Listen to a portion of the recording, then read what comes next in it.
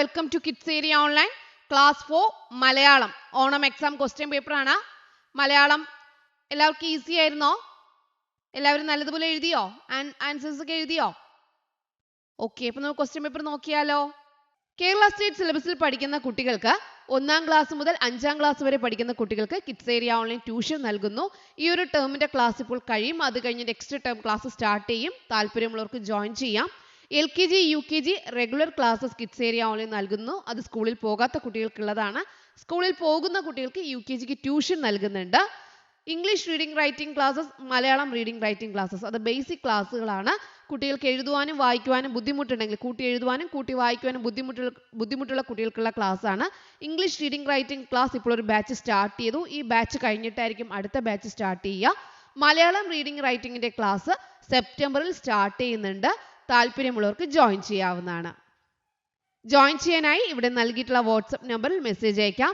9746487799 ഈ വാട്സ്ആപ്പ് നമ്പറിലേക്ക് മെസ്സേജ് അയക്കാവുന്നതാണ്. പ്രവർത്തനം 1 വായിക്കാം എഴുതാം എന്നുള്ളതായിരുന്നു. ഖണ്ഡിക വായിച്ച് താഴെ കൊടുത്തിരിക്കുന്ന ചോദ്യങ്ങൾക്ക് ഉത്തരം എഴുതൂ. കുറേ വർഷങ്ങൾക്ക് മുമ്പ് ആരോ വലിച്ചെറിഞ്ഞ ഒരു വിത്തിനുള്ളിൽ ഉറങ്ങിക്കിടന്നിരുന്ന ഒരു കുഞ്ഞായിരുന്നു ഞാൻ. മണ്ണിന്റെ മടിയിൽ അമ്മയുടെ മടിത്തട്ടിൽ എന്ന പോലെ ഞാൻ മയങ്ങിക്കിടന്നു. ഇറ്റുവീണ മഴത്തുള്ളികൾ എൻ്റെ കവിളിൽ ഉമ്മ വെച്ചു. ഇളം കാറ്റ് സ്നേഹത്തോടെ എന്നെ തലോടി. ചിരിയോടെ സൂര്യൻ എൻ്റെ തലയ്ക്ക് മുകളിൽ തെളിഞ്ഞു നിന്നു. കുഞ്ഞിലകൾ വിടർത്തി ഞാനും തലയാട്ടി ചിരിച്ചു. കാലം കടന്നുപോയി. ഞാനൊരു മരമായി വളർന്നു. എത്രയോ പേർക്ക് തണലേകി, കൂടൊരുക്കി, പഴങ്ങൾ നൽകി. കാൽവിരലുകൾ നീട്ടി പുഴയെയും കൈവിരലുകൾ നീട്ടി മേഘത്തെയും ഒരേ സമയം തൊട്ടു. ഞാൻ എത്ര സന്തോഷിച്ചെന്നോ. പെട്ടെന്നാണ് എല്ലാം തകിടം മറിഞ്ഞത്. ആഞ്ഞു വീശിയ കോടാലി മൂർച്ചയിൽ എൻ്റെ കൈകാലുകൾ മുറിച്ചു നീക്കപ്പെട്ടു. താഴെ വീണു. ചിതറിയ കൂടിനരികിൽ നിലവിളിക്കുന്ന അമ്മക്കിളിയെ കണ്ടപ്പോൾ എൻ്റെ അല്ലൽ ഇരട്ടിച്ചു. അപ്പോൾ ഇതെന്താണ്? വിത്തിൽ നിന്ന് മുളച്ച ഒരു മരത്തിന്റെ കഥയാണ്. വിത്തിനുള്ളിൽ മയങ്ങിക്കിടന്നിരുന്നത് ആരാണ്? കുഞ്ഞിക്കിളി, മഴത്തുള്ളി, പൂമ്പാറ്റ, മരം. ആരാ? വിത്തിനുള്ളിൽ ആരായിരുന്നു? മരം. വിത്തിനുള്ളിൽ മരം. ബി ക്വസ്റ്റ്യൻ, മരത്തിന്റെ വേരുകൾ ആഴത്തിൽ വളർന്നെന്ന് വ്യക്തമാക്കുന്ന വാക്യം ഏത്? കൈവിരലുകൾ നീട്ടി മേഘത്തെ തൊട്ടു, അതെന്താണ്? കൈ എന്ന് പറഞ്ഞാൽ കൊമ്പുകളാണ്, അപ്പോൾ അതല്ല. തലയാട്ടി ചിരിച്ചു, അല്ല. കാൽവിരലുകൾ നീട്ടി പുഴയെ തൊട്ടു, മരത്തിന്റെ വേരുകൾ. വേരുകൾ എന്ന് പറഞ്ഞാൽ കാലിന്റെ വിരലുകൾ പോലെയാണ് മരത്തിന്റെ വേരുകൾ. അപ്പൊ ഏതാണ് ഉത്തരം? കാൽവിരലുകൾ നീട്ടി പുഴയെ തൊട്ടു, അതാണ് ശരി ഉത്തരം.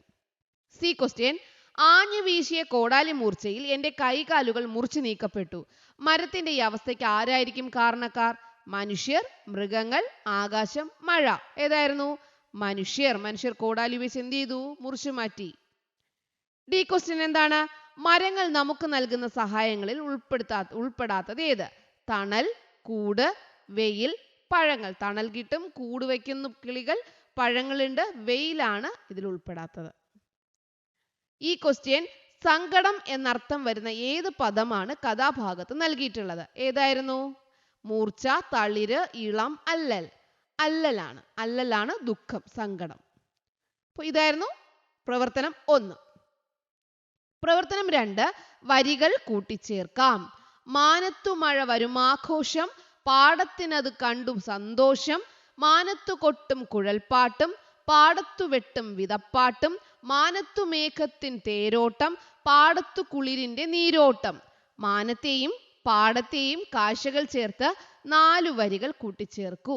ഇതുപോലെ 4 വരികൾ കൂടി കൂട്ടിച്ചേർത്ത് എഴുതൂ. മാനത്ത് എന്താണോ നിങ്ങൾക്ക് എഴുതാനുള്ളത് അത് എഴുതാം.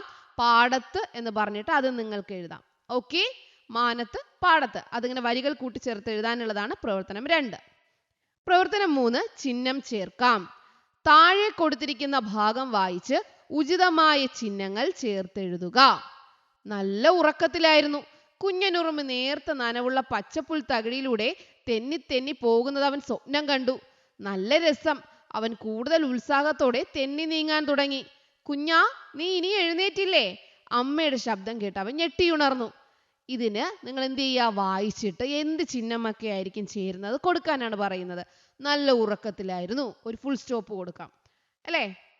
നല്ല ഉറക്കത്തിലായിരുന്നു കുഞ്ഞനുറുമ്പ്. Full stop. നല്ല ഉറക്കത്തിലായിരുന്നു കുഞ്ഞനുറുമ്പ് കഴിഞ്ഞാൽ ഫുൾ സ്റ്റോപ്പ്. നേരത്തെ നനവുള്ള പച്ചപ്പുൽ തകിടിലൂടെ തെന്നി തെന്നി പോകുന്നവൻ സ്വപ്നം കണ്ടു. Full stop. നല്ല രസം. എന്താണ് ഇങ്ങനെ ഒരു മാർക്ക്. അടുത്ത് അവൻ, നമ്മൾ അതിശയത്തോടെ പറയത്തില്ലേ, അവൻ കൂടുതൽ ഉത്സാഹത്തോടെ തെന്നി നീങ്ങാൻ തുടങ്ങി.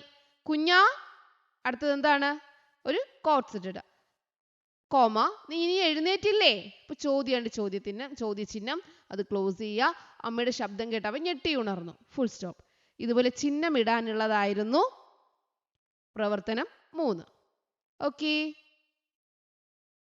പ്രവർത്തനം 4 ചുവടെ കൊടുത്ത 4A 4B എന്നീ 2 ചോദ്യങ്ങളിൽ ഏതെങ്കിലും ഒന്നിന് മാത്രം ഉത്തരം എഴുതുക. 4A സംഭാഷണം എഴുതാം. ആബിദക്കുട്ടിയുടെ കൈവിട്ട് പറന്നുയർന്ന പട്ടൂസ് മാനത്ത് പറന്നു നടന്നു. അവൻ ആകെ പ്രയാസമായി. പട്ടൂസിന്റെ വിഷമം കണ്ട അമ്പിളി അമ്മാവൻ കാര്യം തിരക്കി. എന്തൊക്കെയാവും പട്ടൂസും അമ്പിളി അമ്മാവനും തമ്മിൽ പറഞ്ഞിരിക്കുക? സംഭാഷണ രൂപത്തിൽ എഴുതി നോക്കൂ. ആബിദക്കുട്ടിയുടെ കയ്യിൽ നിന്ന് കൈവിട്ട് പറന്നുയർന്ന പട്ടൂസ് മാനത്തേക്ക് പൊങ്ങിപ്പോയി. അവിടെ ചെന്നപ്പോൾ അമ്പിളി അമ്മനോട് സംസാരിക്കുവാണ്. അമ്പിളി മാമൻ ചോദിക്കുകയാണ്, എന്തിനാ പട്ടൂസ് ഇങ്ങനെ സങ്കടപ്പെടുന്നത്? അപ്പൊ പട്ടൂസ് എന്ത് പറഞ്ഞിട്ടുണ്ടാവും?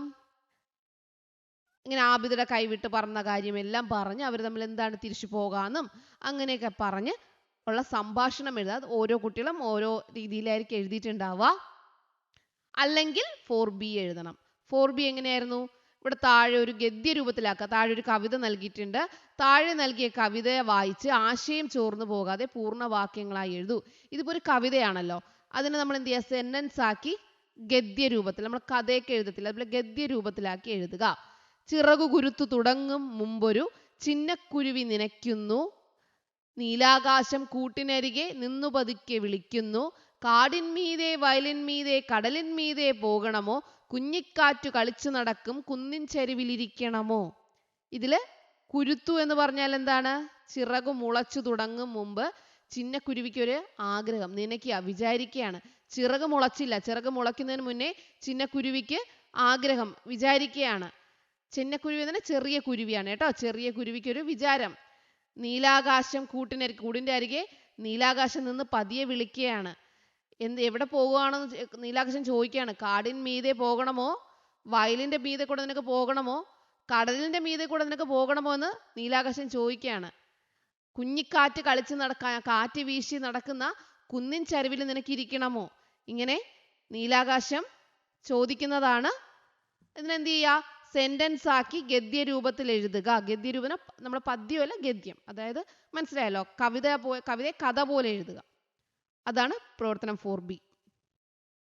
പ്രവർത്തനം 5 അതുപോലെ തന്നെയാണ്. ചുവടെ കൊടുത്ത 5A 5B എന്നീ 2 ചോദ്യങ്ങളിൽ ഏതെങ്കിലും ഒന്നിന് മാത്രം ഉത്തരം എഴുതുക. പ്രവർത്തനം 5A കത്തെഴുതാം എന്നുള്ളതാണ്. മൈക്കിൾ ചേട്ടന്റെ സൈക്കിൾ വാടകയ്ക്കെടുത്ത് ചന്ദ്രനിലേക്ക് യാത്ര പോയ കുട്ടിയുടെ അനുഭവങ്ങൾ കൂട്ടുകാർക്ക് ഓർമ്മയില്ലേ? യാത്ര പോയ കുട്ടി തന്റെ അനുഭവങ്ങൾ കൂട്ടുകാരനായ സോനുവിനെ ഒരു കത്തിലൂടെ എഴുതി അറിയിച്ചു. എന്തൊക്കെയായിരിക്കും കത്തിലെ വിശേഷങ്ങൾ? എഴുതി നോക്കൂ. അപ്പോൾ മൈക്കിൾ ചേട്ടന്റെ സൈക്കിൾ വാടകയ്ക്കെടുത്ത് ചന്ദ്രനിൽ പോയ കുട്ടി എന്ത് ചെയ്തു? അത് എന്ത് ചെയ്യുക? കത്തിലൂടെ കൂട്ടുകാരനായ സോനുവിനെ ഒരു കത്തിലൂടെ എഴുതി അറിയിച്ചു. ആ കത്തിൽ എന്തായിരിക്കും കത്ത് എഴുതിയിട്ടുണ്ടാവുക? ആ കത്ത് നിങ്ങൾ എഴുതുക. അല്ലെങ്കിൽ 5B യാത്രാനുഭവ വിവരണം. നിരവധി യാത്രകൾ കൂട്ടുകാർ നടത്തിയിട്ടുണ്ടല്ലോ. അവയിൽ ഏറ്റവും ഇഷ്ടമായ യാത്ര ഏതാണ്? യാത്രയിൽ ഒപ്പം ഉണ്ടായിരുന്നവരെയും കണ്ട കാഴ്ചകളെയും ഉൾപ്പെടുത്തി ആകർഷകമായ ഭാഷയിൽ യാത്രാനുഭവങ്ങളൊന്ന് എഴുതി നോക്കൂ. യാത്രാനുഭവം എഴുതുക. നിങ്ങൾ എല്ലാവരോടും പോയ ഒരു യാത്രയുണ്ടല്ലോ, ഒപ്പം ഉണ്ടായിരുന്നവർ, അവിടെ കണ്ട കാഴ്ചകൾ, എന്തൊക്കെയാണ് ഒരു യാത്രാനുഭവം എഴുതുകയാണ് 5B ക്വസ്റ്റ്യൻ.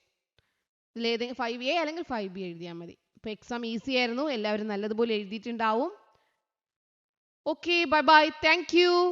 കേരള സ്റ്റേറ്റ് സിലബസിൽ പഠിക്കുന്ന കുട്ടികൾക്ക് 1ാം ക്ലാസ് മുതൽ 5ാം ക്ലാസ് വരെ പഠിക്കുന്ന കുട്ടികൾക്ക് കിഡ്സ് ഏരിയ ഓൺലൈൻ ട്യൂഷൻ നൽകുന്നു. ഈ ഒരു ടേമിന്റെ ക്ലാസ് ഇപ്പോൾ കഴിയും. അത് കഴിഞ്ഞ് നെക്സ്റ്റ് ടേം ക്ലാസ് സ്റ്റാർട്ട് ചെയ്യും. താല്പര്യമുള്ളവർക്ക് ജോയിൻ ചെയ്യാം. LKG UKG regular classes kids area online നൽകുന്നു. അത് സ്കൂളിൽ പോകാത്ത കുട്ടികൾക്കുള്ളതാണ്. സ്കൂളിൽ പോകുന്ന കുട്ടികൾക്ക് UKGക്ക് ട്യൂഷൻ നൽകുന്നുണ്ട്. English reading writing classes, Malayalam reading writing classes, അത് ബേസിക് ക്ലാസ്സുകളാണ്. കുട്ടികൾക്ക് എഴുതുവാനും വായിക്കുവാനും ബുദ്ധിമുട്ടുണ്ടെങ്കിൽ, കൂട്ടി എഴുതുവാനും കൂട്ടി വായിക്കുവാനും ബുദ്ധിമുട്ടുള്ള കുട്ടികൾക്കുള്ള ക്ലാസ് ആണ്. ഇംഗ്ലീഷ് റീഡിംഗ് റൈറ്റിംഗ് ക്ലാസ് ഇപ്പോൾ ഒരു ബാച്ച് സ്റ്റാർട്ട് ചെയ്തു. ഈ ബാച്ച് കഴിഞ്ഞിട്ടായിരിക്കും അടുത്ത ബാച്ച് സ്റ്റാർട്ട് ചെയ്യുക. മലയാളം റീഡിംഗ് റൈറ്റിംഗിന്റെ ക്ലാസ് സെപ്റ്റംബറിൽ സ്റ്റാർട്ട് ചെയ്യുന്നുണ്ട്. താല്പര്യമുള്ളവർക്ക് ജോയിൻ ചെയ്യാവുന്നതാണ്. ജോയിൻ ചെയ്യാനായി ഇവിടെ നൽകിയിട്ടുള്ള വാട്സപ്പ് നമ്പറിൽ മെസ്സേജ് അയക്കാം 9746487799. ഈ വാട്സപ്പ് നമ്പറിലേക്ക് മെസ്സേജ് അയക്കാവുന്നതാണ്.